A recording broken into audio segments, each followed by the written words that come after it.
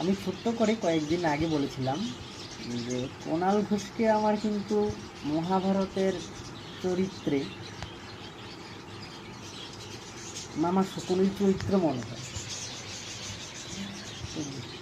তো আজকে একটা ভিডিও স্ক্রোল করতে করতে দেখছিলাম কুণাল ঘোষকে যখন সারদাকাণ্ডে অ্যারেস্ট করা হয়েছিল, তো উনি একটা প্রেস কনফারেন্সে বাইট দিতে গিয়ে বলেছিলেন, যারা যারা আমাকে এই অবস্থায় পৌঁছানোর জন্য দায়ী ওদের আমি কাউকে ছাড়ব না, শেষ অবধি দেখব, তারপরে আমি মারা যাব, প্রয়োজনে মরে যাব, কিন্তু ওদের শেষ দেখে ছাড়ব।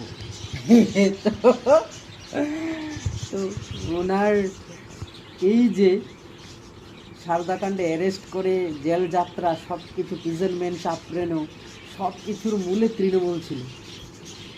তাই আমার মনে হয় তৃণমূলটাকে ধূলিসাৎ মানে একদম মাটিতে মিশিয়ে দেওয়ার বড় কাণ্ডারি যদি কেউই হয়ে থাকে সে হচ্ছে কুণাল ঘোষ। এখনও রিভিল হয়নি, বাট মেবি আফটার সামটাইমস এটা রিভিল হবে যে কুণাল ঘোষই হচ্ছে তৃণমূল ধ্বংসের মূল কাণ্ডারি।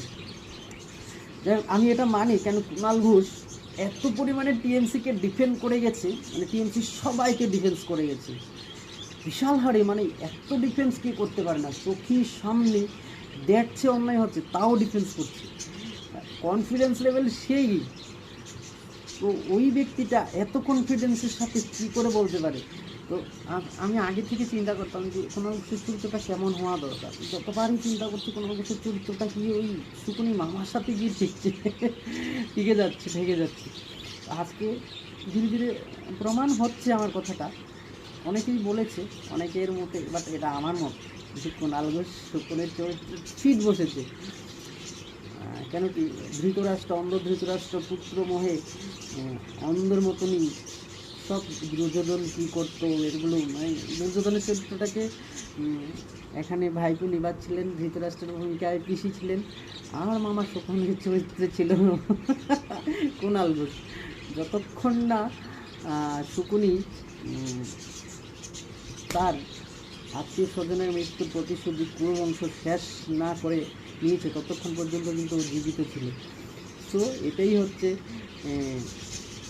কুণাল ঘোষ যতক্ষণ টিএমসিটা ধূলিসাৎ না হবে, মাটিতে না মিশবে, ততক্ষণ পর্যন্ত ও তৃণমূলেই থাকবে।